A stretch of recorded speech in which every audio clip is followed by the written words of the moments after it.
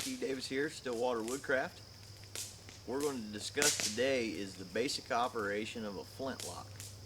Okay, that way we can cover the basic parts of a flintlock, the operation for loading and firing it. So, the first thing we need to do when we see any firearm is know how to check to make sure it's safe. On a flintlock, it's pretty easy. What you're going to want to do is look at the lock, okay, and make sure that the cock or hammer is all the way forward in its fired position, and the frizzen or hammer steel is open, and there is no powder charge in the pan. Another thing we can do, and it's always a good idea to do this on your personal firearm, is when the bore's empty, take your ramrod or wiping stick, depending on what you want to call it, drop it down the bore to the bottom of the breech face, and then make a mark on the stick. That way, when you drop that in there, you know it went to the bottom and there's not a charge in the board. So now that we know this flintlock is safe, let's take a look at the parts. Now, it's just a lot the same as a modern firearm. You know, you got a stock, butt plate, trigger guard, you know, the barrel, all that's basically the same. The differences would be the lock, and it has a ramrod or a wiping stick on it. Okay, let's take a look at the lock. This is an L&R Queen Anne's flintlock, made by the L&R Lock Company. It's a copy of an original, as close as they can copy it, you know. So, let's look at the parts and discuss that some of the names in the 18th century for these parts are different than what the modern names are. It doesn't matter which we use, you know, as long as we know what we're talking about. The main part of the lock here, this plate, is called the lock plate. It's basically the frame that the lock is built on. Here, let me put it at half cock, a little better view. Here, which is known as the hammer in modern terms, or the cock in period terms, okay? It's what makes the motion to hit the flint against the frizzen or hammer steel, depending on what term you want to use. Up here is called the top jaw. It is what clamps the flint in. Then you have the top jaw screw. Here where the flint is going to strike can either be called the frizzen or the hammer steel, I've heard it called. And basically that closes and your flint strikes against it, and the frizzen or hammer steel will roll up out of the way as it scrapes a spark into the pan. That rides on a cam on this little spring right here, which is called the frizzen or hammer spring, okay, depending on, again, what terms you want to use. Now here we have the pan. Make sure I'm in focus here, guys. We have the pan. This holds our priming charge, which the spark from the flint ignites, which in turn ignites our main charge in the barrel. And down in here we have the vent. Okay, that vent or vent hole is what allows the fire from the priming charge to travel into the breech of the gun and fire the main charge. And this frizzen or hammer steel will sit down over that priming charge while you're not firing it to hold it in there, and our hammer or cock will be on half cock, and when we want to fire it, we'll come to full cock, and then we squeeze the trigger off, we'll throw a spark into that pan, just like that, lighting the charge. Gun goes off. It should be instantaneous, almost not noticeable. This fowler or fusel, depending on the term you want to use, is a single trigger. Now my rifle has a double set trigger, which basically just adjusts the tension on the main trigger from a 4-pound pole to a half-pound pole, depending on how I want to shoot it. It doesn't do anything more than fire the lock, same as this one. Okay. Now, a little terminology on a flintlock or a muzzleloader. Okay, that's different from a modern firearm. This thimble where your ramrod or wiping stick enters the stock is called the entry thimble. And you just have thimbles on down, depending on how many is on yours. Okay, and then have the ramrod, wiping stick, depending on what you want to call it, just slides in there. So there's the basics of that. Okay. Now when we want to load and fire this, first we need to figure out what kind of powder to use. There's different grades of powder, and it goes by the size of the granule of the black powder itself. Now in a flintlock you want to use black powder. Things like Pyrodex don't work very good at all in a flintlock. Okay, so most powder that you're going to see is going to be between 1F and 4F, 1 being the coarsest and 4 being the finest. Now I'll say 1F is usually a real coarse. They use it like cannons and stuff. Okay, I don't have a cannon yet, so I don't have any of that. But 4F, being real fine, is usually used in like cap and ball revolvers in very small charges, or as the priming in a flintlock. I use my main powder that I use the same powder in everything in mine, which is 3F. Now on a can of powder, when you get it, it'll say like 3FG. Okay, that little G stands for graphite coated. It helps the black powder from absorbing moisture as fast. It'll still absorb moisture, but you know, it kind of cuts it down some. So in a shoulder fired firearm like a fusel or a rifle, what you're generally going to use is either a 2F or a 3F. Now in a flintlock, 2F in the bore is fine, but 2F in the pan for our priming charge doesn't work real good, okay, because that spark isn't quite hot enough to ignite those larger granules fast enough for the gun to be instantaneous. So a lot of guys that shoot 2F in their bore will use the 4F in their pan.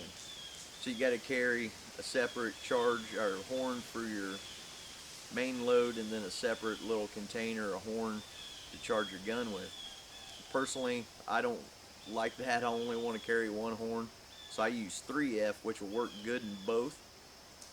But you know, if you got say a rifle or something that's going to be kind of particular on accuracy, you're going to have to mess around a little bit and decide, you know, what's going to work the best.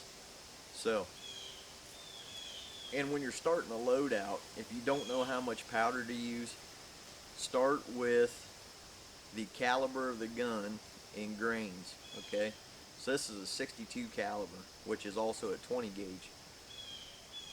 So I'm going to start with 60 grains. It's a safe bet. I can put upwards of 100 and something grains in this and the gun would still be safe, but that might not be my most accurate load by any means, and it's no reason to burn that much powder. So you're going to have to play around a little bit and figure out what shoots best in your gun without getting crazy about it. Okay, this particular firearm shoots shot pretty decent with, you know, a variety of charges, but with a round ball, 60 seems to work out the best. I took it up to 75, you know, and it starts widening out a lot, and 60, you know, I can hit a 5-inch circle at 50 yards with a single front sight and me shooting, you know, so that isn't too bad. That's a dead deer anyways. So now we decided what kind of powder we're going to use in the charge. We need a powder measure, okay? And we're going to measure every load we put in this bore. Unless there's a grizzly bear chasing you or something, there's no reason that you can't measure every load. You don't want to guess and just dump with your horn, and then, you know, in the heat of watching a deer run off or something and end up overcharging your gun. It's just not worth it. So a powder measure is a must. we're going to measure. Well, let's back up a second here.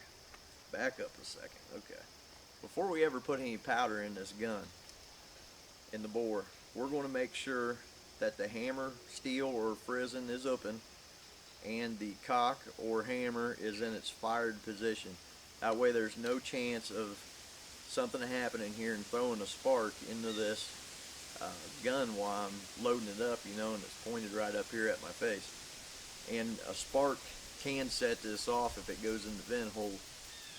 Just because there's not a priming charge in there doesn't mean it won't go off, so, you know, safety first, guys. Okay, now we covered that. We're going to put a measured load of powder in here.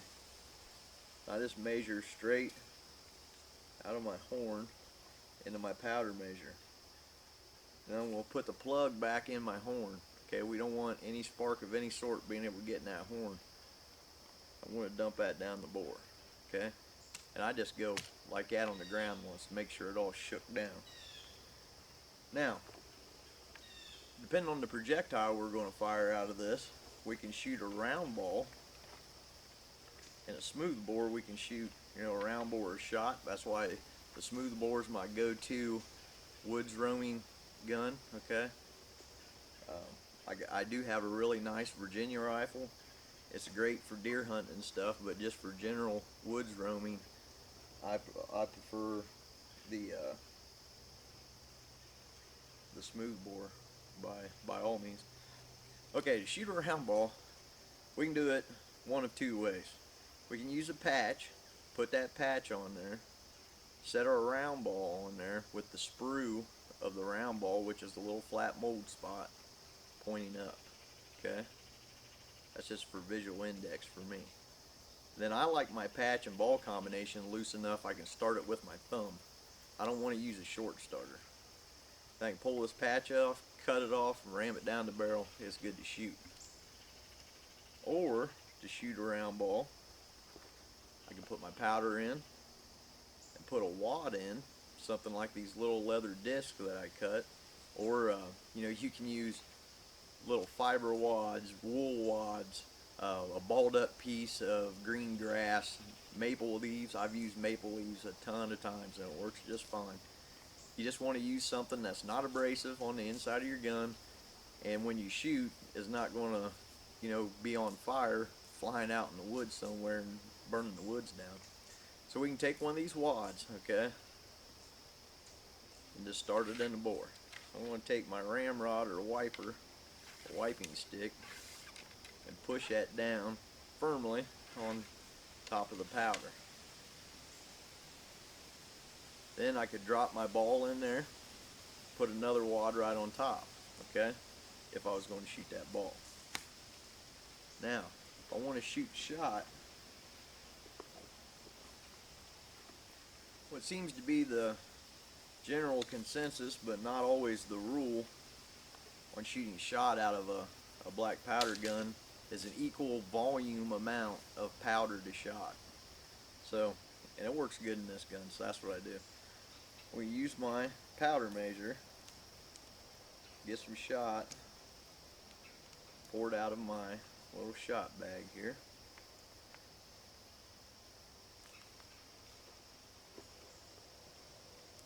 I want to just dump that down the barrel.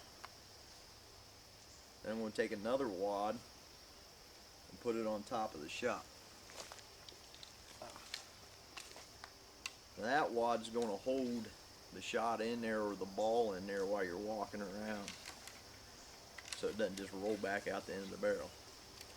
And I want to put my ramrod or wiping stick back in the thimbles. We have a loaded but not primed flintlock. Okay, now what's really a good idea to do always is to take a vent pick, which is just a small pointy piece of wire here, and pick the vent. Basically, you're going to stick that vent pick in the vent hole to make sure that there's nothing plugging the vent and stopping the flash from the priming charge to ignite the main charge, and it also creates a small channel in that powder charge. Since that powder's packed and you push that in there, it makes a little channel for that fire to go back up into. So it's just a good idea. You don't have to do it every time, but it's just a good idea. So now I want to bring my hammer or cock to half cock position where it won't fire when you pull the trigger, okay? Then I'm going to take my horn and just put a little bit of powder in the pan. Okay? I'm going to put my plug back in my horn so I don't blow myself up. So you can see the powder in the pan. Then I'm going to close this hammer steel or frizzen, and that's going to hold that charge in. So now we have a loaded and ready to go flintlock. All we have to do to fire it is pull the hammer or the cock to full cock, pull the trigger, it should go bang. Now if we want to, say we went for a walk and didn't fire this weapon, when we come back to camp we want to open that hammer steel or frizzen and blow the priming charge out of it and plug that hole. Okay, a feather works really good. One, the quill is kind of plasticky and it'll squeeze in that hole and seal so you don't get as much moisture in your main charge, and that feather sticking out lets others know that that weapon's loaded. So guys, I step back from the camera a little bit so you can get a little better shot. Set a little block of wood over here for a target. So all we need to do now is come to full cock and fire.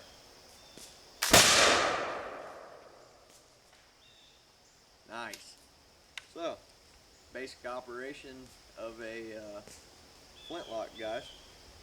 If I want to reload this, I want to make sure I don't have a burning ember in there, so blow across the top of it's what I usually do. You don't want to stick your face over it. So hope you guys had fun with that. Hope you enjoy your flintlocks as much as I do. It's been Steve Davis, Stillwater Woodcraft. Thank you for your views. Thank you for your support. We'll see you on the next one.